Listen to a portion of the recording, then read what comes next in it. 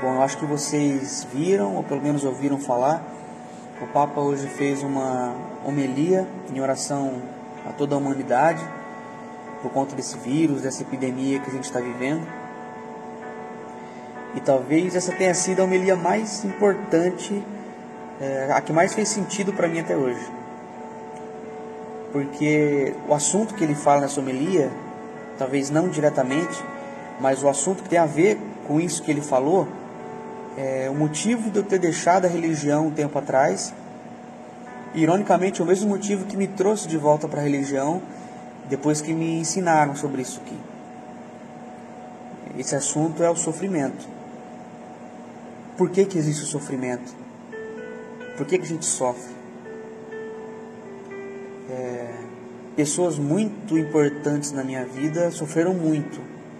Pessoas que amavam Deus, que participavam da igreja, estavam inseridos na igreja. Quando eles eram vivos, eles sofreram coisas que não mereciam ter sofrido. E foi difícil para mim entender isso.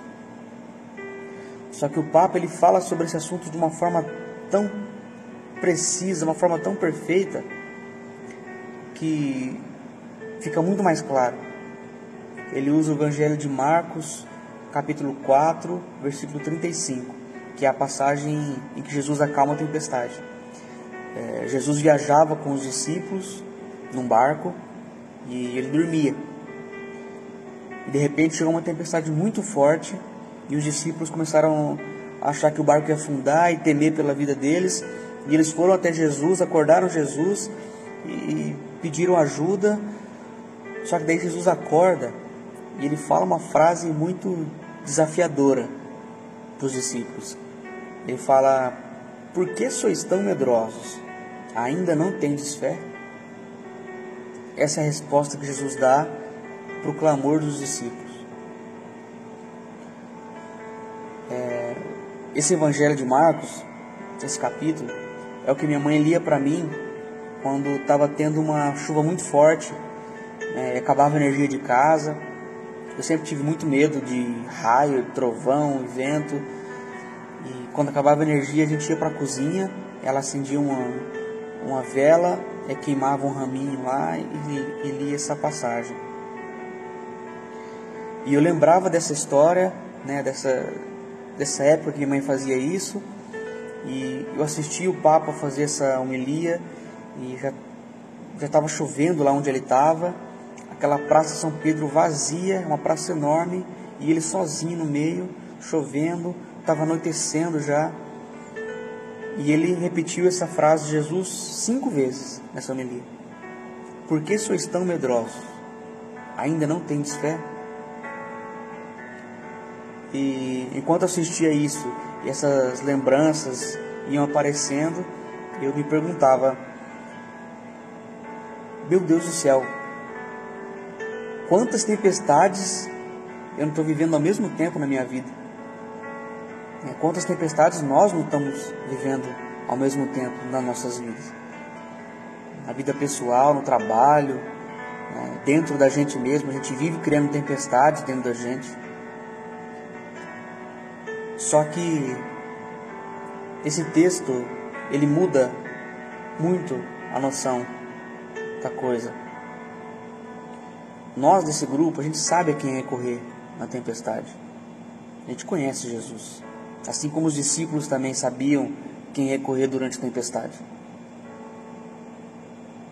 Jesus tem o poder de parar essa tempestade. A gente sabe disso. Só que quando Jesus responde: por que sois tão medrosos? Ainda não tendes fé? Em resposta, significa que a fé verdadeira não é só saber a quem recorrer.